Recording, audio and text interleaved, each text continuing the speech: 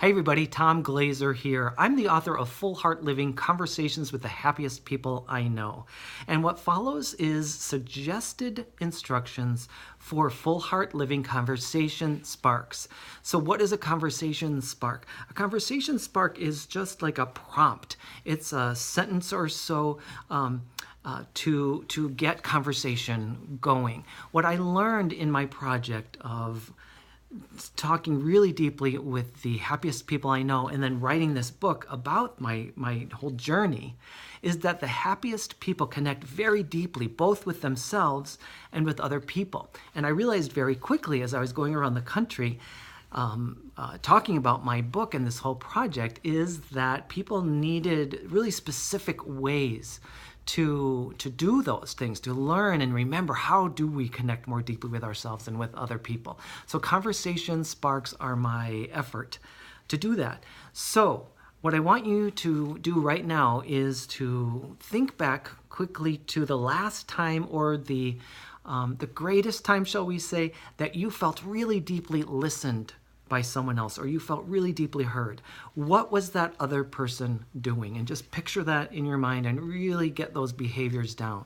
That's one of the main things I'm going to be encouraging you to do as you play and explore with conversation sparks, is to listen really deeply, just like that person listened to you in that memory.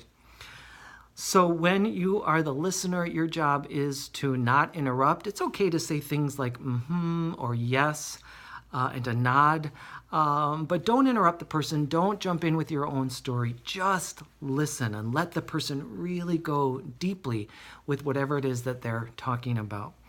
When you are the speaker, you simply read aloud the conversation spark. It's just a sentence or so that will give you something to talk about. And so you just have free range to respond to the conversation spark in whatever way. There's no right or wrong answer. And take care of yourself. If for some reason there are things you don't want to reveal, you're in charge. So, and you can always pass if you don't like the conversation spark, take another one. When you're the listener, you are going to be listening for two very specific things. I want you to listen first for what is the overarching theme and really distill down what is the person really saying. And if you can do the best you can to distill that down into a sentence or a phrase or even a word or two, if you possibly can. Number two, you're listening for what is important to the person. What is that person's value? Or what are those person's values based on what you're hearing? And you give the person about 1.5 minutes to 2 minutes to respond to that conversation spark. And then you feed back. You say, based on what I heard, this is a story about blank. And then based on what I've heard, what seems to me is really important to you is blank. So you're responding to those two questions. What is this person really saying? What is their story really about? And what is important to them?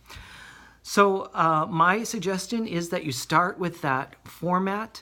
What I found with other groups is that ultimately it kind of organically evolves into other ways of using these conversation sparks. So you're welcome to be creative, but I would suggest starting out with this format.